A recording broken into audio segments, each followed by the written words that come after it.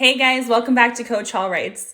Today's video is a request from TikTok. I had a student over there ask me to give some tips about selecting evidence for rhetorical analysis essays, and I thought it was a great idea, so I decided to make a video about it. Before you can start selecting your evidence, it's important that you understand what your rhetorical analysis prompt is asking. So if it's a prompt that uses the stable wording from the College Board, it's going to use the phrase rhetorical choices. Basically, that means what the writer is doing. And then it could say one of three things: convey a message, achieve a purpose, or develop an argument. Now, these are all really similar, but it's important to remember which one you're being asked to analyze. If your prompt is a eulogy, which is a funeral speech, or a commencement speech, which happens at a graduation ceremony, chances are they're going to ask you about the message because that would be most appropriate. Now, depending on the circumstances, let's say it is a speech that's in response to some sort of attack or major event, then it might be more about the purpose. So it really depends on what the passage is about, which one of these phrases they'll use. Another thing you need to do before you actually start to select your evidence is you need to have a defensible thesis. And the reason I say this is because the thesis is going to be the central claim of your essay. It's the argument that you're trying to make about what the writer is doing and why they're doing it. So you need to then prove it in your body paragraphs with evidence and commentary. So evidence can be either a direct quote or a paraphrase, and commentary is your analysis. But in order for this to all work and to create a line of reasoning, you need to have a defensible thesis. If you're looking for more information about how to write a defensible thesis statement for rhetorical analysis, I do have a couple other videos that go more in depth. However, let me give you guys a couple of tips in this video. First of all, you need to reference rhetorical choices. So this is what the writer is doing. It can be a noun like juxtaposition, or it could be a verb like flatters or praises, something like that. It's what the writer is doing. And then the second thing you need is you want to reference the element of the prompt that you're supposed to be talking about. So what is the argument, or what is the specific purpose or message? Don't just restate what's given in the prompt, go more in depth. For the purposes of this video, we're going to use this as our thesis statement, and then I'm going to show you how to select evidence that helps prove this thesis. So the passage here is going to be FDR's speech to Congress, asking them to declare war on Japan following the attack on Pearl Harbor.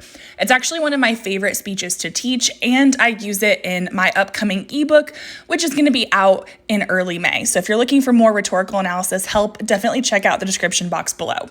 So anyway, you can see that the thesis statement here has a reference to choices. It says he vilifies Japan and asserts American ideals. That's what he's doing. And then in the white font, you can see the fact that it's talking about the purpose. He's trying to convince Congress that this was a deliberate attack, therefore Congress should declare war. I'm going to show you guys a couple different questions you can ask yourself as you're selecting evidence. So one method is this right here. You could ask yourself, what is the main idea of the paragraph? Because you need to have a point that you're trying to prove in that paragraph. So what are you trying to prove? Then ask yourself, what is the best evidence to prove this claim?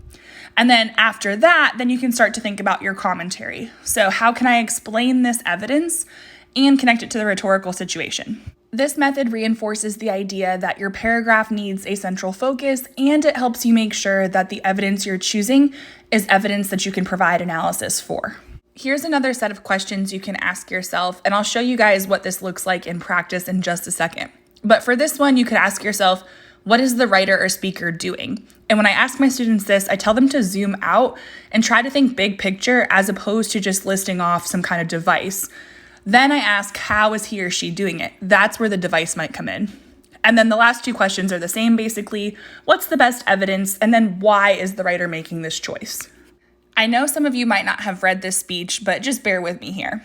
So one of the things that I noticed my own students were doing when I asked them to come up with the main idea of a paragraph is they would just tell me a device. So they might say the main idea is that he uses repetition. Now, that's not necessarily wrong, but it does sort of limit what you can say in the paragraph, because if your main idea is repetition, you can kind of only talk about repetition. So the zoom out method helps with this. And so here's an example of that. So it says that he vilifies Japan. That's what he's doing. He's trying to create a common enemy here. And then if we ask ourselves, okay, how is he doing it? That's where the repetition comes to play. So he's repeating certain words like sudden and deliberate. He's also acknowledging that the US was at peace with Japan. These are intentional choices he's making in order to vilify Japan. So if you zoom out a little bit and then choose your evidence, chances are you're going to be able to say a lot more in your paragraph, and it's going to be a stronger paragraph. Many students have told me that commentary is actually the hardest part of writing a rhetorical analysis essay, and I completely understand. And I think if you choose appropriate evidence first, it makes the commentary a little bit easier. So here we have our evidence of he repeats the words sudden and deliberate, and he also notes that the US was at peace with Japan. So all of this is happening in order to vilify Japan and create a common enemy. Let's ask ourselves why he's doing this. Well, we know that at the time, the US was not involved in the war. The US actually viewed it as Europe's war. We were isolationist and we wanted to stay out of it. Also, in the US, Congress is the one who declares war. So he needs to convince Congress that a declaration of war is necessary. And so it's really important that he is able to convince them that this is the appropriate action. Once you've selected your evidence, you need to decide if you're going to use a direct quote or a paraphrase.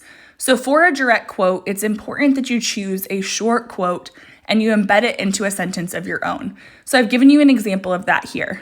But notice that there are words before the quote and it's woven into a sentence that the student has created. You don't want to just drop a quote in there and have it be freestanding. That's actually really jarring to your reader. Now, a paraphrase is a bit different. A paraphrase is when you put the whole thing in your own words. So you're still staying true to what the text says and its intended meaning, but you're not actually directly quoting anything.